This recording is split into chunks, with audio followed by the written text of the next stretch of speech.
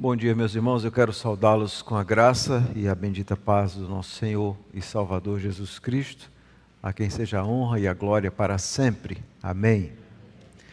Vamos abrir a palavra do Senhor na carta do apóstolo Paulo aos Colossenses, continuando a nossa exposição.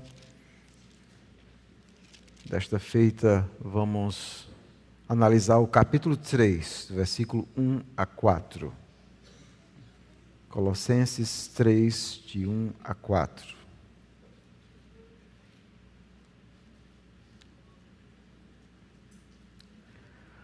A palavra bendita de Deus diz o seguinte: portanto, se fostes ressuscitados juntamente com Cristo, buscai as coisas lá do alto, onde Cristo vive, assentado à direita de Deus.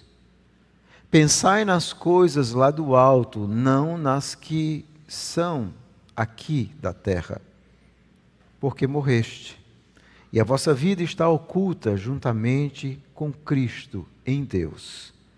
Quando Cristo, que é a nossa vida, se manifestar, então vós também sereis manifestados com Ele em glória.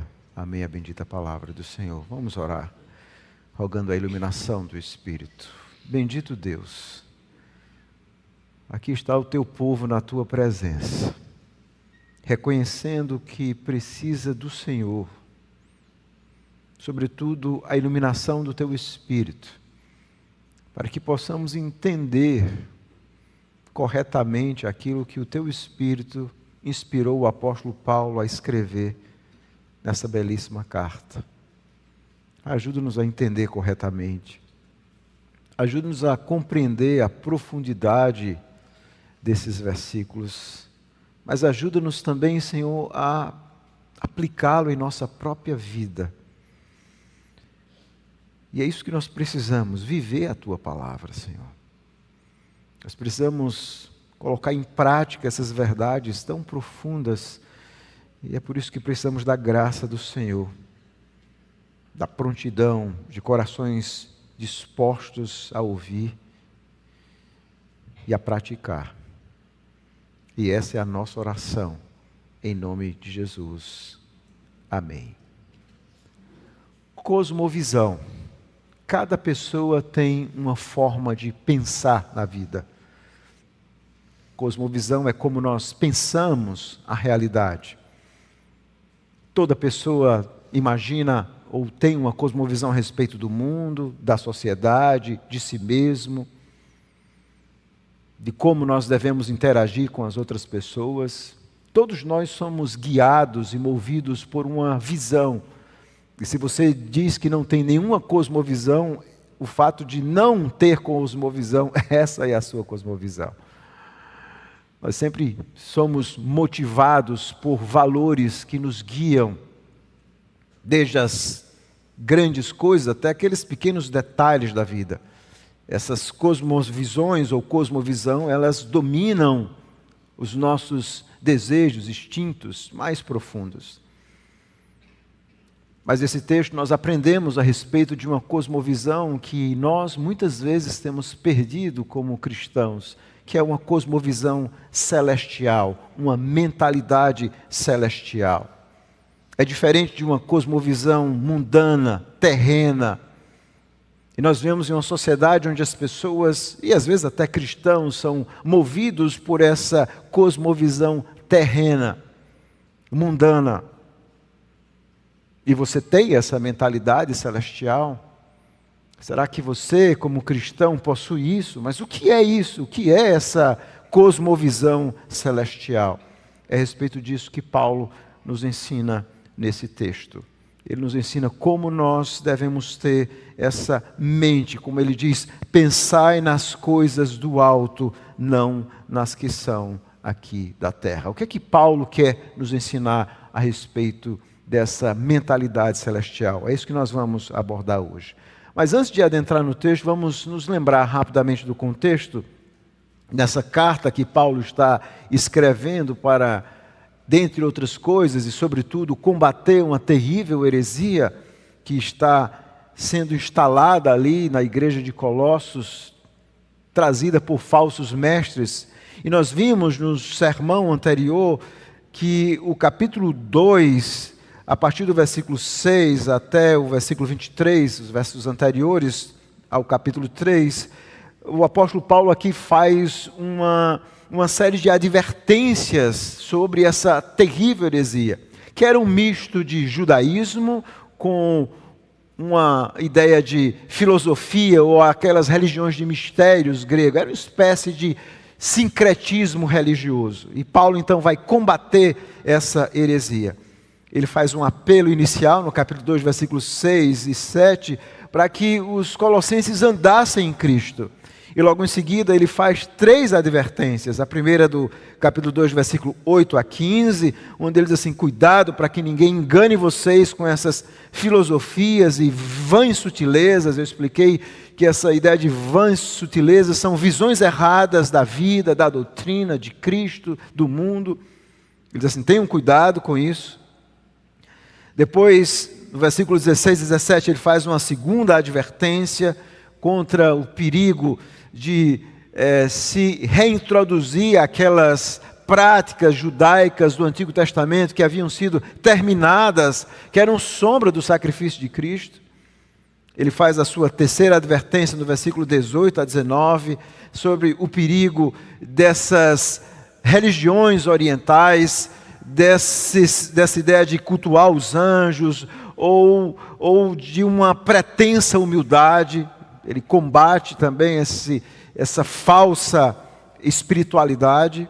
E no versículo 18 a 23, nós vimos no último sermão, ele lembra a eles que eles morreram em Cristo, então eles não podiam mais agora voltar a essas práticas mundanas, essas tradições de homens, essas doutrinas que não haviam sido ensinadas por Jesus nem pelos apóstolos. E agora então ele começa uma nova sessão com a palavra portanto, que está profundamente conectada com a sessão anterior. Porque se você olhar na sua Bíblia, o capítulo 2, versículo 20, ele diz assim: se morrestes com Cristo para os rudimentos do mundo. E agora, no capítulo 3, versículo 1, se fostes ressuscitados juntamente com Cristo. Então, ele diz assim: olha, vocês morreram em Cristo para os rudimentos desse mundo, para essas filosofias, para essas ideias básicas do mundo, para essa visão terrena da realidade. Vocês morreram. Mas agora eles, mais vocês foram ressuscitados em Cristo. Então aí é onde começa essa sessão, no capítulo 3, versículo 1, com essa palavra, portanto. Então agora ele vai dizer: olha, agora vocês precisam concentrar-se nesse Cristo ressuscitado. Vocês precisam pensar naquilo que Cristo fez por vocês. Concentrem-se, pensem nesse Cristo ressuscitado e nas implicações práticas disso para a vida de vocês. É isso que Paulo vai falar aqui no capítulo 3, versículo 1 a 4.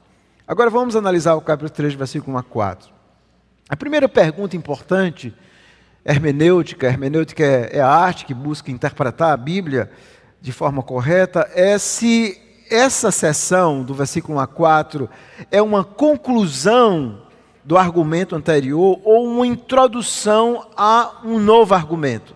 E essa é uma pergunta importante. Então, alguns estudiosos entendem que Paulo ainda está argumentando ou concluindo a sua argumentação, combatendo aquela falsa heresia.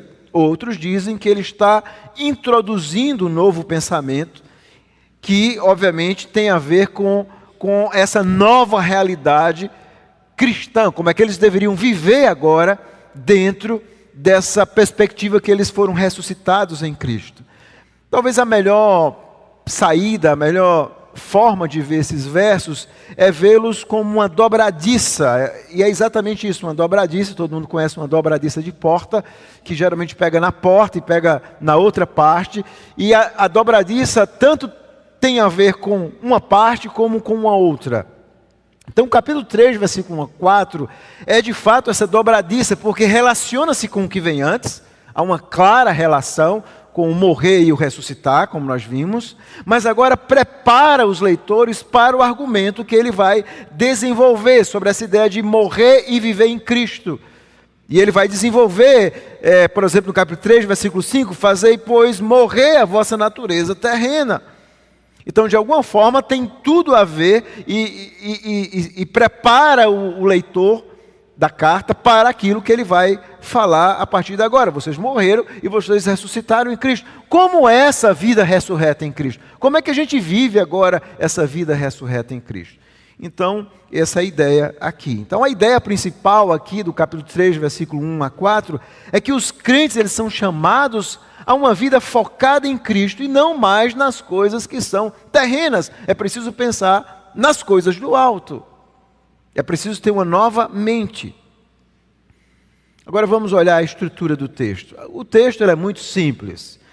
Ele começa com esse portanto, o se, que aqui é uma condicional, não no sentido de dúvida, mas uma condicional de certeza, onde Paulo diz assim, vocês foram ressuscitados com Cristo, e há dois verbos imperativos, primeiro no versículo 1, buscai, e o outro no versículo 2, pensai, duas ordens ou dois comandos. Então o versículo 1 e 2 são uma exortação. Então o versículo 1 e 2, Paulo está exortando os colossenses. E o versículo 3 e 4 é simples, começa com porquê, é a razão. Paulo então está dando a razão, porque eles deveriam fazer aquilo que Paulo está ordenando. Então, literalmente, é muito simples de entender. O versículo 1 e 2, nós temos a exortação, esses dois verbos aí, trazendo ordem, exortação, e o versículo 3 e 4, a razão. Por quê? Por que é que vocês, então, devem fazer o que eu estou ordenando? Então, qual a ideia, qual a tese, qual o argumento central aqui do texto será o tema do sermão? O tema é, fixem o pensamento no Cristo ressuscitado. Fixem o pensamento no Cristo ressuscitado. E há duas ideias, a exortação, versículo 1 e 2, vivam como ressuscitados em Cristo, pensando nas coisas do alto. Essa é a primeira ideia. Vivam como ressuscitados em Cristo, pensando nas coisas do alto. E a razão, versículo 3 e 4, lembrem-se que vocês foram escondidos em Cristo e serão revelados em glória. Lembrem-se que foram escondidos em Cristo e serão revelados em glória. Agora vamos analisar o texto, a exortação. Vivam como ressuscitados em Cristo, buscando as coisas do alto. Paulo começa assim, portanto, se fostes ressuscitado juntamente com Cristo. Esse se aqui é uma condição de primeira classe, pressupondo que a primeira oração é verdadeira. Pode até ser traduzido uma vez que.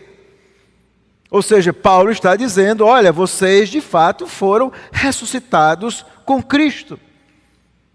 E aqui, obviamente, Paulo já havia dito que nós morremos com Cristo, e de alguma forma nós nos identificamos com a morte de Cristo, mas nós nunca nos identificamos apenas com a morte de Cristo. Nós lembramos que Jesus também morreu e ressuscitou, Ele está vivo. Então, de alguma forma, a nossa conversão, a nossa regeneração, o dia onde Jesus transformou a nossa vida, é exatamente esse momento onde nós morremos, mas nós também fomos ressuscitados em Cristo. É isso que ele está dizendo, vocês foram ressuscitados em Cristo. A identificação com a morte de Cristo necessariamente leva à identificação com a sua ressurreição. E o que é essa ressurreição em Cristo? Isso aqui é o que Paulo chama, e a Bíblia vai ensinar em vários outros momentos, como a doutrina da regeneração. Deus dá vida a um pecador que estava morto. É o que Jesus ensina, por exemplo, em João 3, a Nicodemos, quem não nascer do alto não pode ver o reino de Deus. É isso que Paulo está ensinando. Paulo está dizendo, vocês foram regenerados, antes vocês estavam mortos, vocês não conheciam a Cristo. Mas Deus ressuscitou vocês. E obviamente ele está falando de uma ressurreição espiritual aqui. Na conversão, e naquele momento onde o Espírito regenera, e vocês então são convertidos e têm arrependimento em fé, houve uma ressurreição espiritual. Deus fez alguma coisa na vida de vocês. Observe o passivo, aquilo que nós chamamos em grego, o passivo divino. É Deus que ressuscitou. Fostes ressuscitados. Não foram vocês que se auto-ressuscitaram. Ninguém crê por si mesmo. Nós nascemos mortos, como Paulo diz em Efésios 2:1. E um morto jamais vai ter vontades em relação a Deus.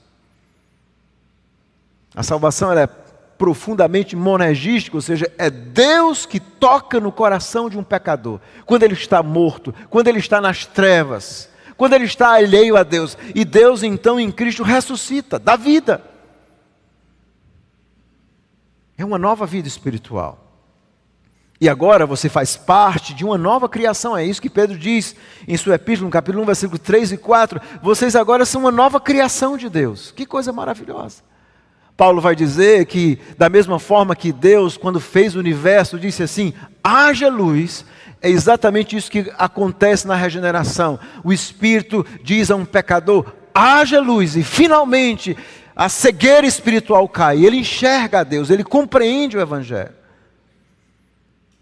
Essa nova vida espiritual, Paulo diz, vocês foram ressuscitados, vocês foram transformados. Isso era importante, por quê? Porque aqueles falsos mestres estavam ensinando que para que eles fossem um crente de primeira categoria, eles tinham que experimentar ou ter experiência sensorial, ter essas visões e cultuar os anjos, ou seja, experimentar alguma coisa para se tornar um cristão de primeira grandeza. Era isso que os hereges estavam ensinando aqui. Paulo disse, não, vocês já foram ressuscitados em Cristo. Vocês já são crentes de primeira grandeza, vocês foram transformados. E aqui obviamente existe um aspecto positivo dessa nova realidade espiritual, mas havia também um aspecto negativo, ou seja, ele tinha falado isso, vocês têm que abandonar essas filosofias humanas, essas formas de adoração não centradas em Cristo. Eles estavam adorando aos anjos, e como nós vimos no versículo 23, um pouco antes, ele fala do culto de si mesmo. O que é o culto de si mesmo? É um culto, eu expliquei essa palavra grega, é um culto segundo a própria vontade, ou seja, é aquele culto onde você imagina como Deus quer ser adorado e você cria uma forma de culto própria. É o que acontece em muitas igrejas. As pessoas imaginam que podem adorar a Deus como elas querem. E elas até inventam coisas no culto. Mas Paulo está dizendo, não, vocês foram ressuscitados em Cristo.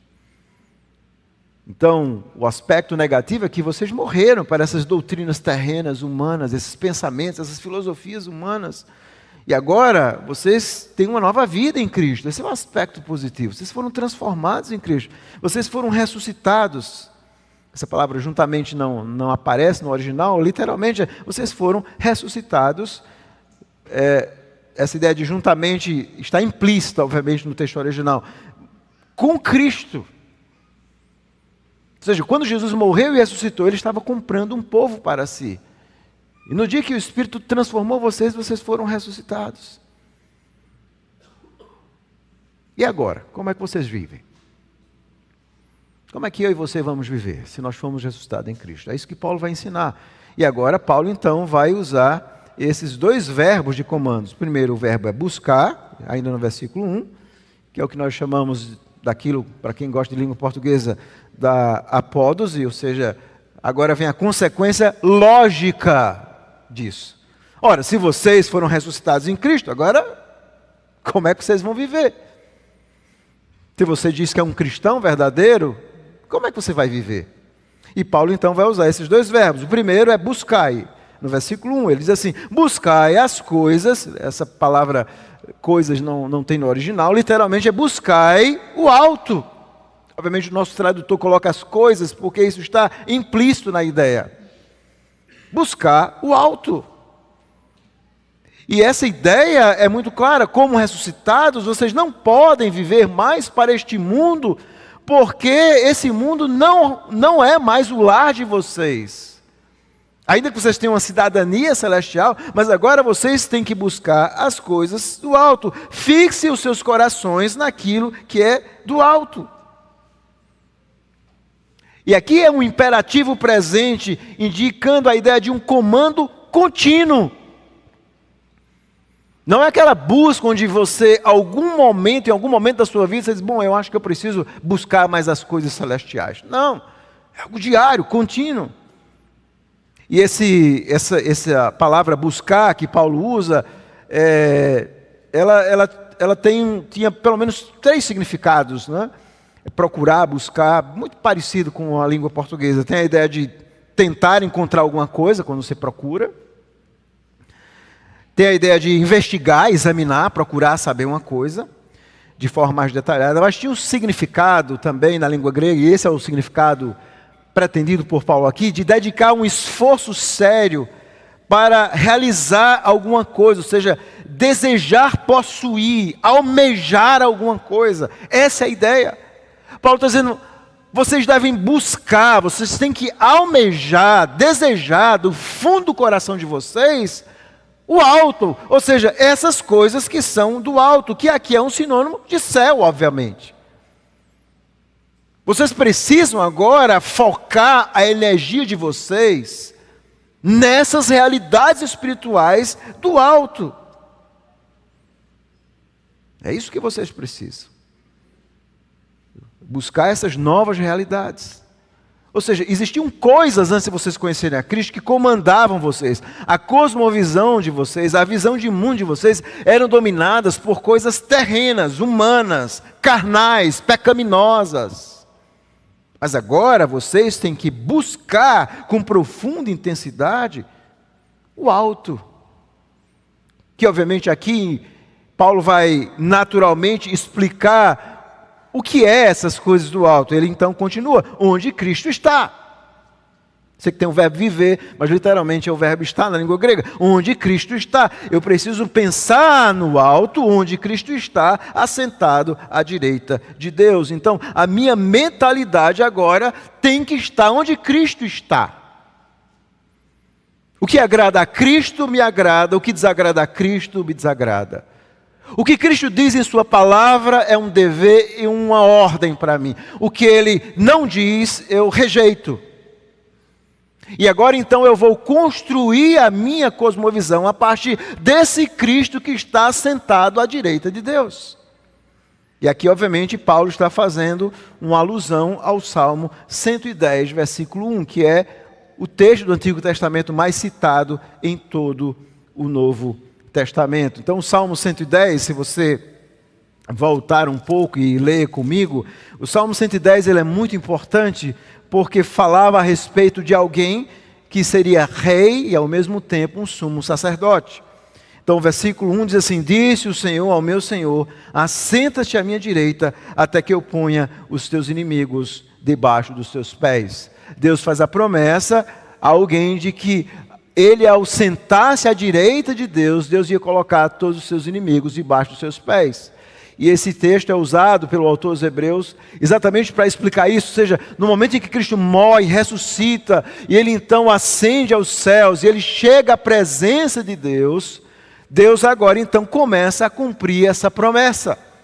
Pedro explica lá em Atos 2, quando ele vai explicar o Pentecostes, a vinda do Espírito em Pentecostes, Pedro diz que a vinda do Espírito é o cumprimento dessa promessa. O Espírito agora está sendo enviado para colocar todas as coisas debaixo dos pés de Cristo.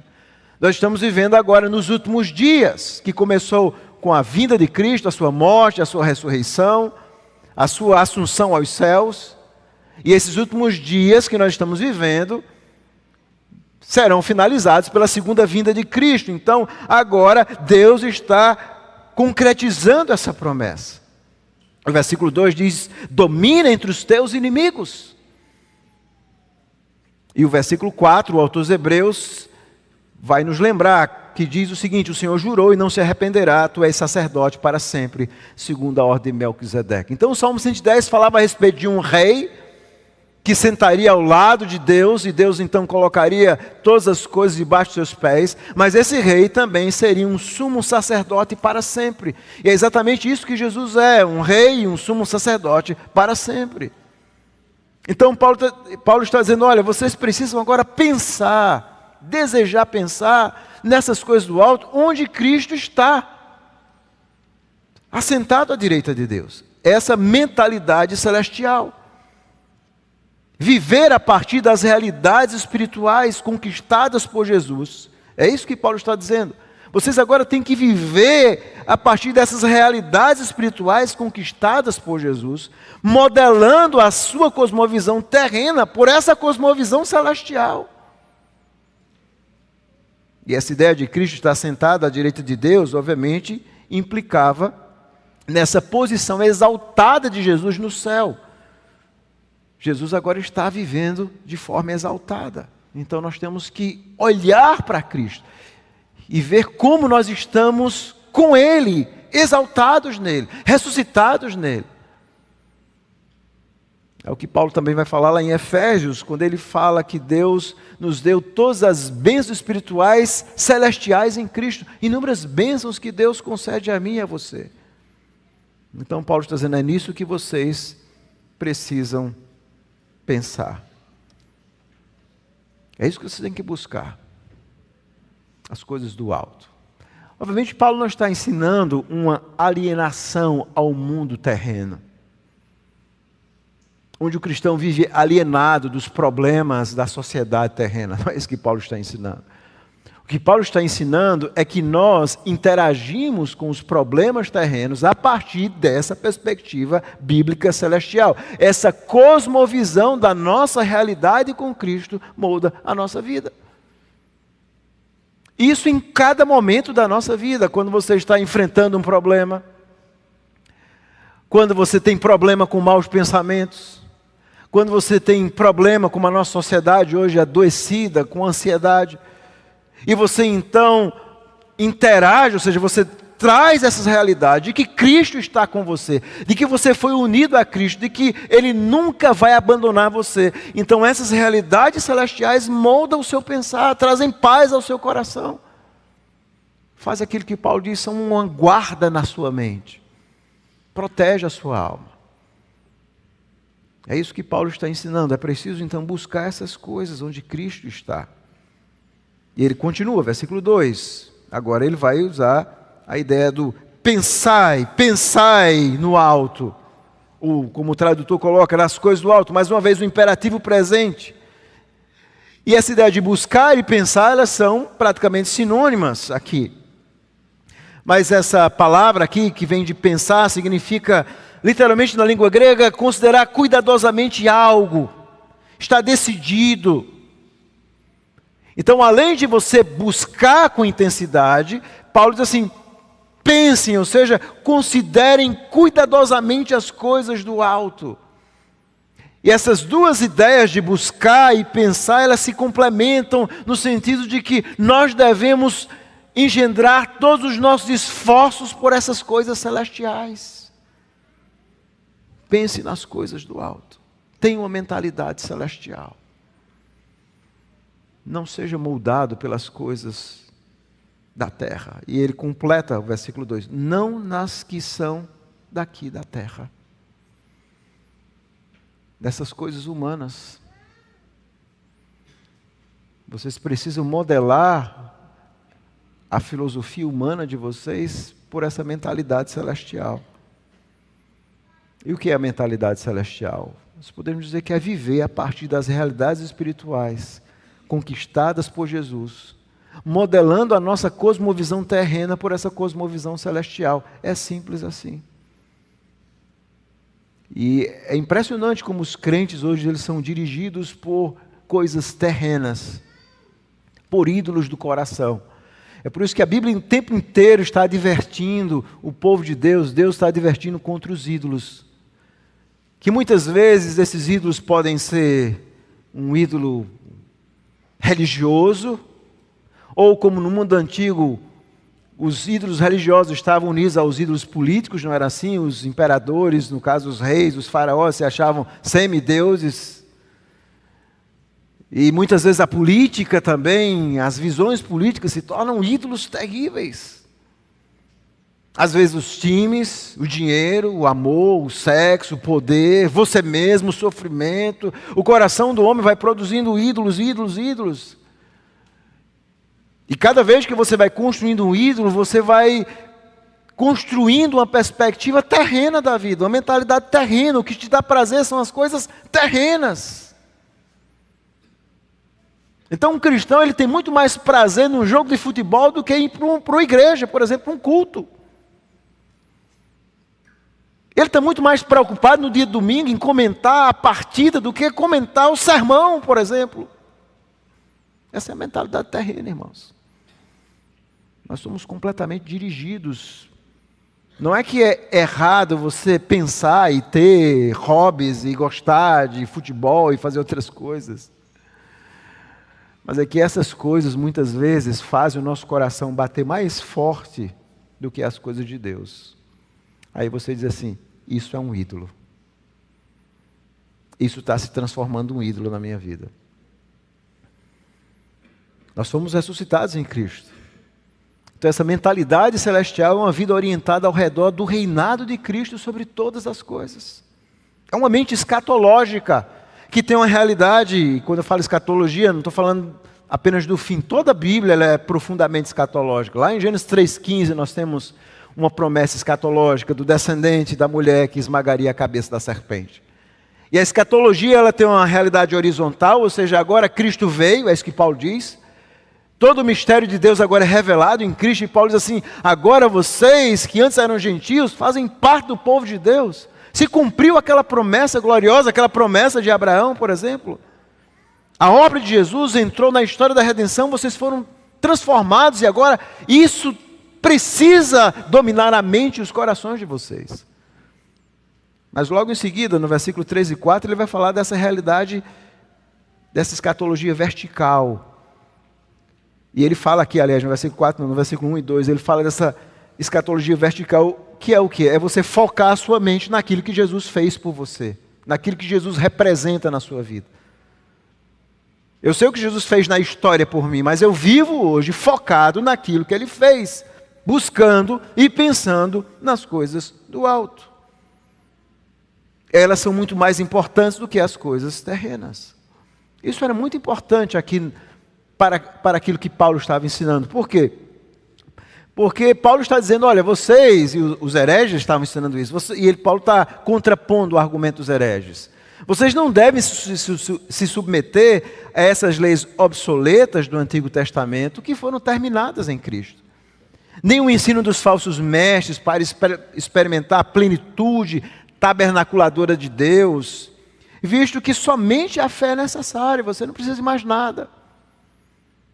Vocês não precisam dessas visões do templo celestial, de culto de anjo, de culto de si mesmo, dessas experiências sensoriais, desse ascetismo de sacrificar, bater o corpo, fazer algum sacrifício. Esqueçam isso. Vocês já foram ressuscitados em Cristo. E agora vocês precisam viver assim, pensando naquilo que Ele fez por vocês.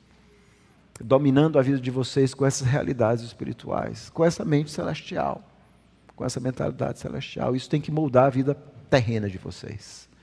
E ele então vai dar a razão para isso, versículo 3 e 4. Por quê? Por quê? Veja o versículo 3. Porque morrestes. Que coisa maravilhosa. Naquele dia que Jesus, por um lado, vocês ressuscitaram, e vocês se tornaram vivos, vocês agora tiveram os olhos abertos para realidades que vocês nunca enxergaram antes. E às vezes quando eu venho aqui para a igreja e vejo uma quantidade enorme de pessoas caminhando na academia, caminhando na avenida, e para elas aquilo é o melhor momento, talvez elas esperem a semana inteira para aquela caminhada. E por que nós não estamos lá? Não hoje, no dia do Senhor. Podemos estar em outros dias. Porque Cristo abriu os nossos olhos, o nosso entendimento, para nos transformar, para compreender que o domingo é o dia da ressurreição, é o dia do Senhor, e a nossa alegria está aqui, em estarmos reunidos adorando a esse Cristo vivo e verdadeiro. Deus abriu os nossos olhos para realidades que antes nós não compreendíamos. E se não fosse a graça de Deus, como eu digo, a gente estava lá, irmãos. Vivendo perdido, cego, alheio e se achando a pessoa mais feliz do mundo. Um condenado feliz. Mas a graça de Deus nos transformou, mudou a nossa vida. Paulo diz, vocês morreram. E ele continua, e a vossa vida, a vida de vocês está oculta em Cristo. A vida de vocês está oculta em Cristo. O que é que Paulo quer dizer com essa ideia de que nós estamos ocultos em Cristo? A palavra aqui que ele usa, grega, cripto. E não tem a ver com o planeta do Superman, tá bom? Mas literalmente significa manter seguro, fazer com que algo esteja protegido. Essa é a ideia básica. Mas alguns entendem, alguns estudiosos, que é possível que Paulo esteja fazendo uma alusão aqui ao Salmo 27, versículo 4 e 5, quando Davi diz que encontrava, que Deus o escondia ali no tabernáculo. Lembra quando no Salmo 27, versículo 4 e 5, Davi diz que Deus de alguma forma o protegia. Ele estava guardado ali. Então, é possível que essa seja a ideia. Ele diz assim: vocês morreram e de alguma forma vocês estão ali unidos a Cristo, protegidos com Cristo, guardados em Cristo. Vocês estão ali protegidos na presença de Cristo. Vocês não precisam mais desse tabernáculo, desse templo que obviamente aqueles falsos mestres estavam ensinando. Vocês agora já têm a presença de Cristo, vocês já estão guardados nele, protegidos nele. A vida de vocês está unida a Cristo. Vocês foram ressuscitados nessa nova era. Vocês estão guardados, protegidos. E talvez aqui haja, isso é um pensamento também, enquanto eu estava analisando esse texto, talvez haja aqui também um certo contraponto com o versículo 4, porque aos olhos do mundo, a igreja, e talvez aos olhos dos hereges, nós não somos ninguém. E o contraponto vem com essa outra palavra no versículo 4, que é essa ideia de manifestar, de aparecer. Essa é a palavra que aparece sempre no sentido da segunda vinda de Cristo. Quando Cristo, que é a nossa vida, se manifestar, então vós também sereis manifestados com Ele em glória. Então vocês morreram, agora vocês estão escondidos em Cristo, e talvez escondidos do mundo. Talvez o mundo não enxerga, o mundo não enxerga quem vocês são, como povo de Deus. Mas Cristo, que é a vida de vocês, e eu gosto muito porque Paulo frisa essa frase 2 vezes. Vocês morreram e a vida de vocês está em Cristo. E o que é a vida de vocês? Quando Cristo, que é a vida de vocês. E aqui Paulo diz o que é a vida de um cristão. A vida de um cristão é Cristo. A nossa vida é Cristo. Então Cristo é a nossa vida. Então quando Ele, que é a vida de vocês, quando Ele, que é a nossa vida, se manifestar, e aqui ele está falando da segunda vinda de Cristo, então vocês também sereis manifestados com Ele em glória. E aqui Paulo complementa o seu raciocínio. Por quê? Porque ele está dizendo, olha, vocês foram ressuscitados com Cristo de forma espiritual, mas isso um dia vai ser consumado de forma física, real. Quando Jesus vier pela segunda vez em glória, aí finalmente haverá uma ressurreição física. Vocês terão um corpo ou corpos gloriosos, semelhante ao de Cristo. Ele está ensinando que essa ressurreição espiritual, que ela é histórico-redentora, que acontece na história, onde nós somos redimidos, ela será completada na segunda vinda em uma ressurreição física quando Jesus se manifestar. E aí finalmente o mundo vai compreender o que é a igreja. Paulo diz, vocês morreram. E é por isso que logo em seguida, como nós vamos ver no próximo domingo, ele diz assim no versículo 5, então façam morrer a natureza terrena de vocês. Então vocês não podem mais viver como os ímpios vivem, na prostituição, na impureza, na paixão lascívia, no desejo da avareza, que é a idolatria, na ira, na indignação, na maldade, na maledicência, que é falar mal dos outros, na linguagem obscena do falar, na mentira. Vocês não podem mais viver dessa forma porque vocês morreram.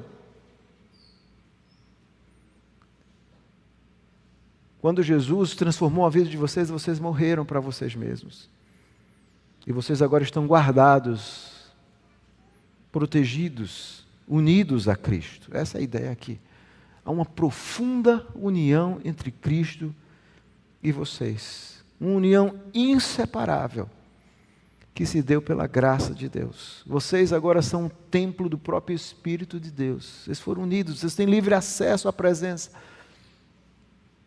E aqui Paulo está ensinando, irmãos, uma doutrina maravilhosa, que é essa união espiritual e mística com Cristo.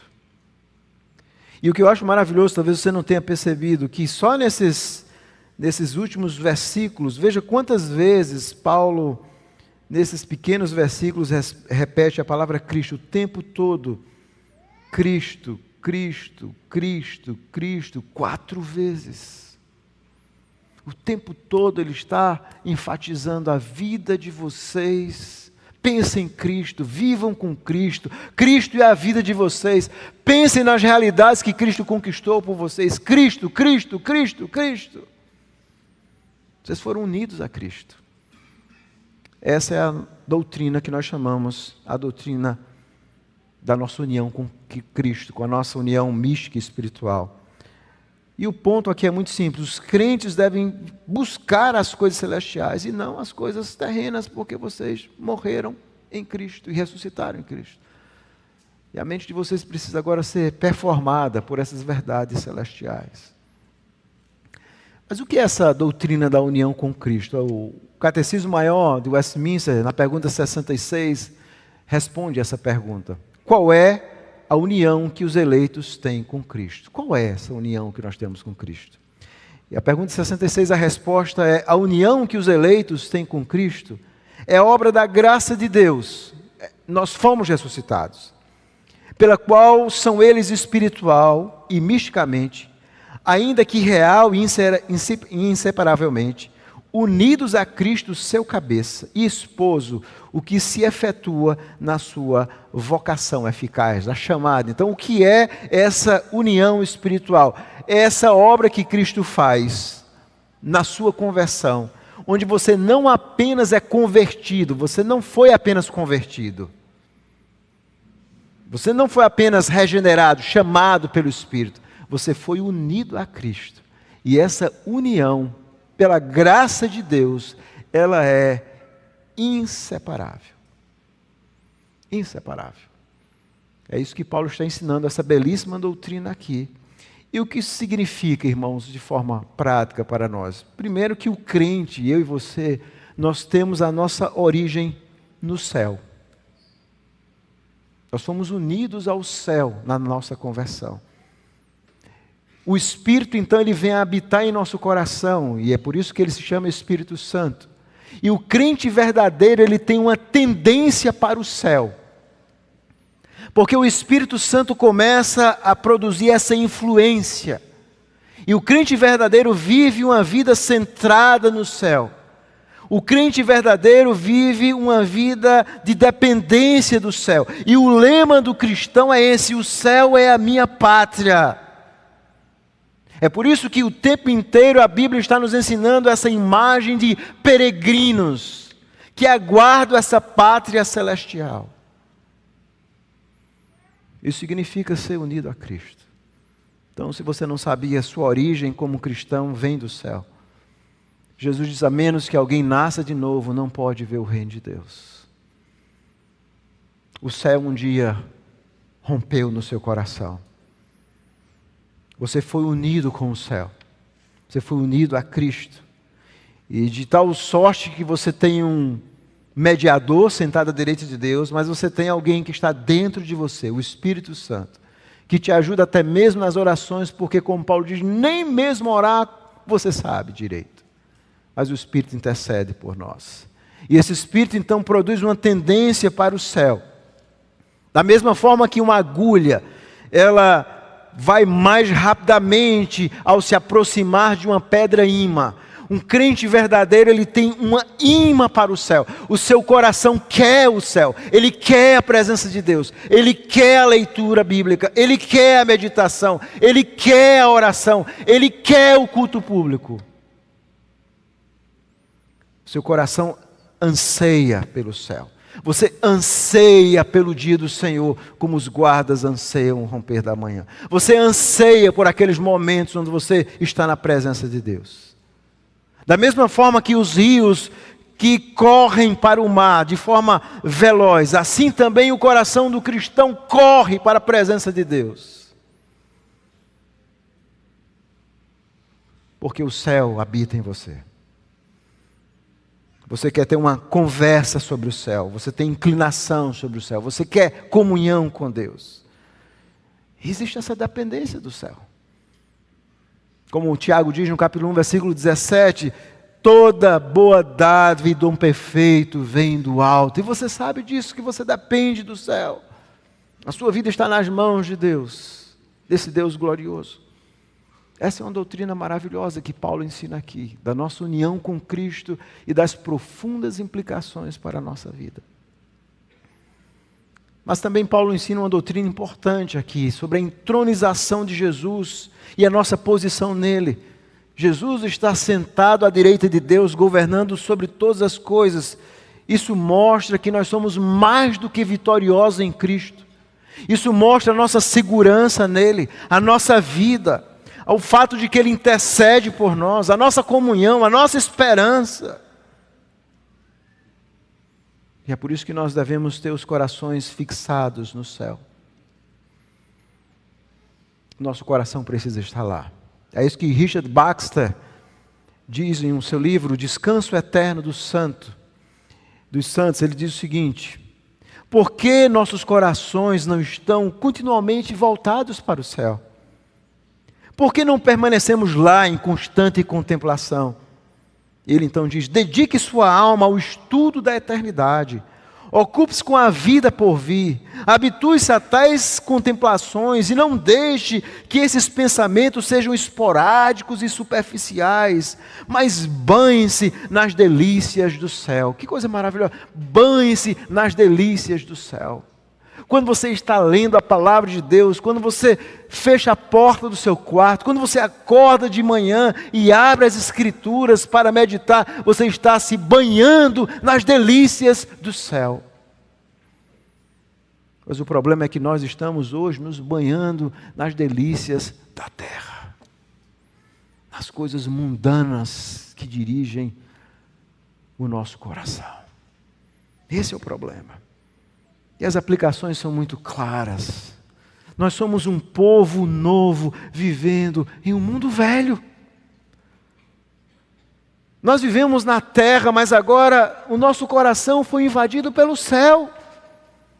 Nós estamos nessa era, mas nós fomos invadidos por uma nova era por vir. E o tempo todo a palavra de Deus está dizendo: pensem nessas realidades gloriosas. Nós devemos viver, então, a simplicidade profunda do Evangelho. Eu gosto dessa expressão, a simplicidade profunda do Evangelho e da vida cristã.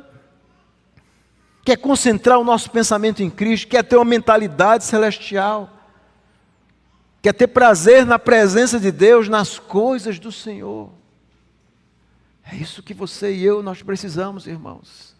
Em meio a um mundo que nos chama o tempo todo para as coisas da terra, o entretenimento e tantas coisas que nos puxam para a terra.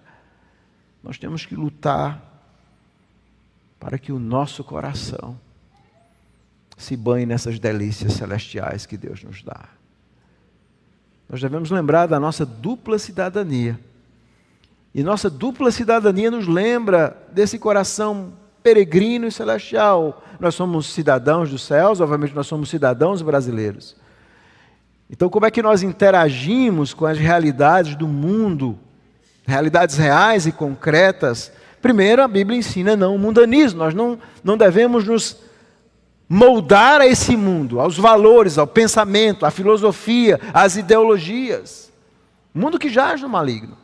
E hoje, nesse 7 de setembro, nós temos que nos lembrar isso. Nós vivemos em uma nação corrompida, dividida, marcada pela mentira, pela corrupção. E o que vai mudar isso não é o nosso isolacionismo, é a pregação do Evangelho. Essa é a nossa missão. Reconhecendo que o que vai mudar a nossa sociedade é a mudança de coração. Só Deus pode mudar o coração dos nossos governantes, dos nossos líderes. E nós temos então que pregar o Evangelho. Essa é a missão da igreja. A segunda missão da igreja é viver a ética do reino. E a ética do reino significa viver com esses valores cristãos que de alguma forma denunciam todos os tipos de erros que há no mundo. A igreja de Cristo é chamada para ser sal e luz nesse mundo. Mas nós nunca devemos nos iludir com aquilo que eu chamo de utopia mundana, de achar que esse mundo será perfeito, essa sociedade será perfeita. Não. Esse mundo caído nunca será perfeito. A única sociedade perfeita virá quando Jesus voltar para buscar o seu povo. Mas enquanto isso, nós devemos viver a ética do reino. Ter uma cosmovisão bíblica. Pensar os assuntos, os mais diversos. Deus, família, criação de filhos. O que é o ser humano? As doenças. Pensar por que a nossa sociedade está doente emocionalmente. E nós temos que pensar isso à luz da palavra de Deus. Pensar os sistemas de governo, pensar a política. Qual o nosso papel, mas dentro de uma cosmovisão bíblica. Reconhecendo aquilo que Paulo reconheceu. Só o Evangelho pode ir mudando por dentro uma sociedade.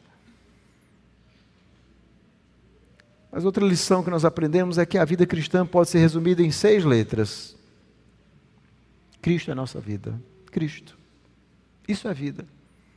Então, se você não tem comunhão com Cristo, se você não conversa com Cristo, se você não tem prazer na igreja de Cristo, se você vem para um culto e você não adora a Cristo, a sua mente está alheia, você não entendeu o que é vida. A vida é Cristo. É isso que Paulo diz, Cristo é a vida de vocês. Mas por fim, esse texto também nos ensina a respeito dessa esperança gloriosa que nos aguarda no céu. Há algo glorioso que aguarda por nós. Nós antecipamos e vivemos com essa mentalidade celestial, que é nada mais do que colocar no nosso coração a palavra de Deus e vivê-la. Mas nós sabemos que um dia Jesus vai voltar. Há uma esperança escatológica, como Paulo ensina aqui. Nós seremos manifestados com Ele em glória. Hoje nós contemplamos a glória de Cristo que Ele fez por nós. Um dia nós haveremos de vê-lo como Ele é. Um dia nossos olhos vão ver Cristo. Um dia nós vamos contemplar. É por isso que C.S. Lewis ele diz o seguinte no livro Cristianismo Puro e Simples, ele diz assim, se encontro em mim um desejo que nenhuma experiência neste mundo pode satisfazer, a explicação mais provável é que eu fui feito para outro mundo. É verdade. Nada, sempre fica faltando alguma coisa, não é? Porque nós fomos feitos para outra realidade, para Deus, que só pode e só Ele pode preencher. E ele continua, diz também, é porque os cristãos deixaram de pensar no outro mundo que se tornaram tão ineficazes neste. É verdade. Nós deixamos de cultivar essa mentalidade celestial e nos tornamos ineficazes nesse mundo. Então cultive uma mente espiritual. Cultive isso, essa mentalidade celestial. Lembre-se da sua identidade em Cristo. Cultive uma forte vida devocional. Forte vida devocional. Viva a palavra de Deus, a ética do reino. Viva o já e ainda não. Você está aqui, mas ainda você aguarda coisas gloriosas. Nós somos um povo novo, vivendo em um mundo velho, com velhos hábitos e valores pecaminosos.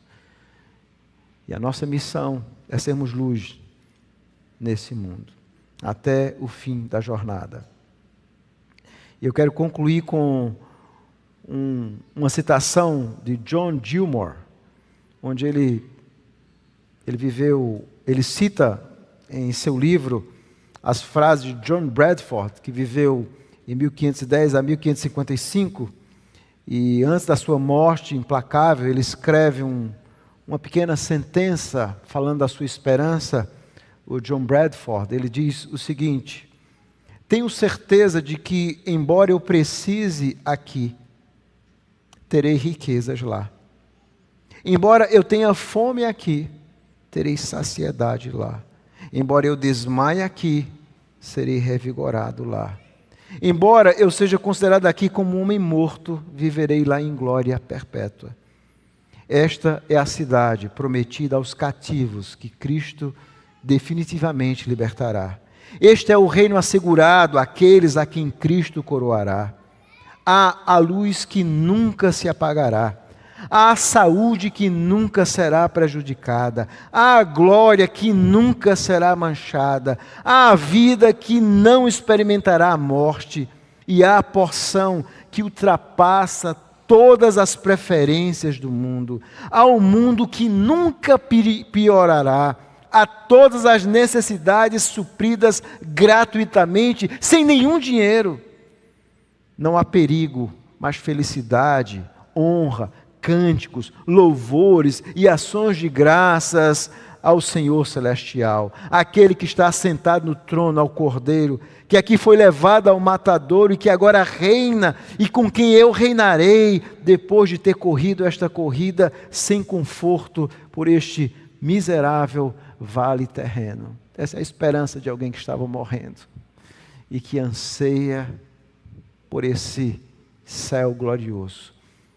Essa é a nossa esperança desse Senhor que voltará. Maranata.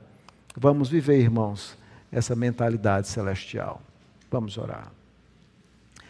Bendito Deus, nós somos gratos pela Tua palavra.